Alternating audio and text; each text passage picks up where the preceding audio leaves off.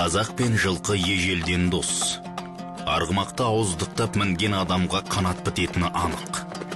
Қазақтың шекарасы жылқы тұяғымен сызылып, жылқы шабысымен қорғалған.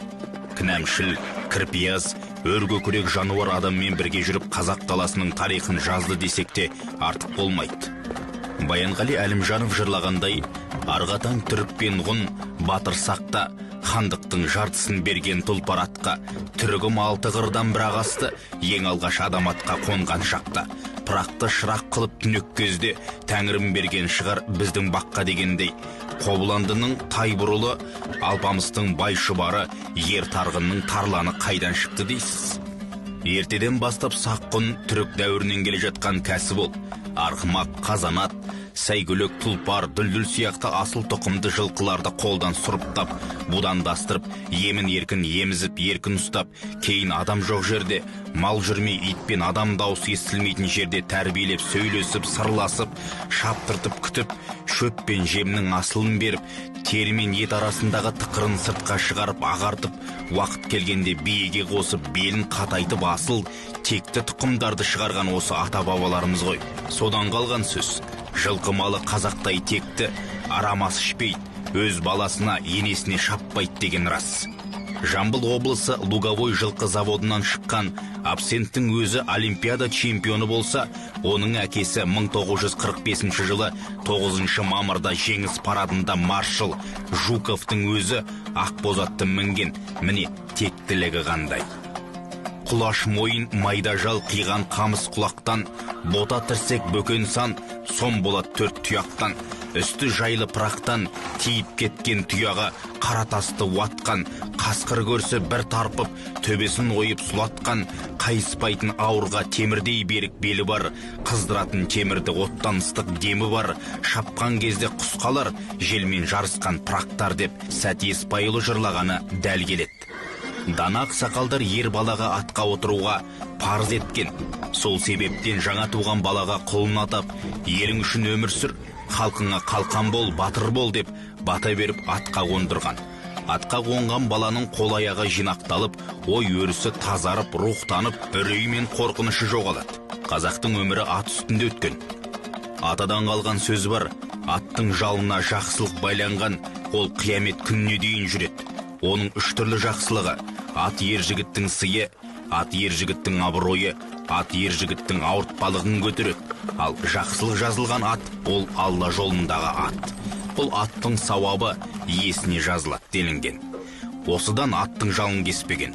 Шайтанда қаскүнемдік жасап, аттың жалын өріп кетсе, оны тарқата алмаған. Түрік қағана тоныға көлгенде, оның атының жалы мен құйрығын кесіп жіберген. Тек жылына ас бергенде сол атын әкеліп сойған екен. Осындай дәстүр қалыптасқан. Әділбек Қабаның басынан өткен оқиғасында былай дейді: қыздың баласы жиен келіп әкемнің атына жармасты. Көңілін қимаған әкем сол атын арнап береді. Артынан атын сағынып қатты уайымдайды. Бір күні жайлауда аты қашып келіп, иесін тапқанда, бір-бірін құшақтап, әкем өкіріп жылағанда, олардың достығын сонда байқадым дейді. Кейін жиенге биелі құлын береді. Әкем келе жатса, аты тыпыршып, қуанышын білдіретін. Әкеміз қайтыс болғанда қайғыға батқан аты да көп ұзамай ол да о дүниеге кетті. Бір күні анам түсін айтып, әкелерің боз атына отырып шауып жүр, о дүниеде де бір-бірін тауып дегенде қатты қуандық дейді. Міне, жануар мен адамның үзілмес достығын қарашы. Пырақ деп қандай атты айтады? Құранға көз жүгіртсек, пайғамбарымыз Миғраж сапарында 7 қабат аспанға көтерілгенде Алла оған бурақ атын түсірген. Денесі ат, басы адамдікі, қанатты. Бүкіл пайғамбарларға осы атты түсіріп отырған десе, ал пырақ деген осы аттың қазақша атауы болып табылады. Гиппократ былай деген: атқа отырған бойын жинап, ойы тазарат, тірек қимылы түзеліп, үрей мен қорқынышынан айырат дейді. Иә, жылқы емші. Қазіргі таңда ипотерапия тәсілімен тірек қимылы апаратын, бас ауруы, нерв жүйесі, остеохондроз, атеросклероз, ДЦП, эпилепсия, буын, сал, асқазан, ішек, жүрек тағы да басқа ауруларды емдейді. Тірі тренажерді қазағым ертеден білген. Жылқы майын сынақшылар көп пайдаланса, ат терісін нерв қысылған жерлерге 15 минут басып та емдеген. Тағы да басқа ауруларға пайдаланған. Жылқы терісі мен майының күштілігі адам сүйегін жұмсартып, езіп те жібереді. Голощекин билігі тұсында қазақтың сағын сындыру үшін аттан түсіру керек болды. Сол себептен малдың барын алып, қолдан аштық жасады. Бұл әлемде болмаған қиянат ет. Сен неге тұлпар атым кісінейсің? Жабығып неден көңілің түстеңсең? Ергіп ауыздығын қаш-қаш шайнап, бұл қалай бұрынғыдай сілкінбейсің деген Ахмет Байтұрсынұлының жыры осы кезеңде меңзегендей. 1933 жылға аштықта 2.300.000 қазақ қырылды. 1 миллионы шетелге қашты. Есепте жоқ өлгендері одан да көп. Арғымағынан айырылып, аттан түскен қазағымның қанаты қиылды деген осы. Құрдымға түсіп сорланды. Жылқы баптау мәдениеті жайына қалды.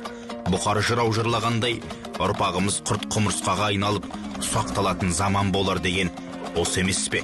Ақыр заман болғанда адамның жақсысы кетіп, жаманы қалар, жылқының жүйрігі кетіп, шабаны қалар деген осы емес пе?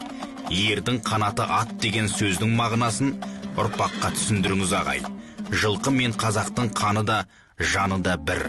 Асфальтта өскен ұрпағымыз салт дәстүрді білмей, алыстап кетпесін ағайын. Жинақтаған Ешмағамбетов Бауыржан Сатыбалдыұлы.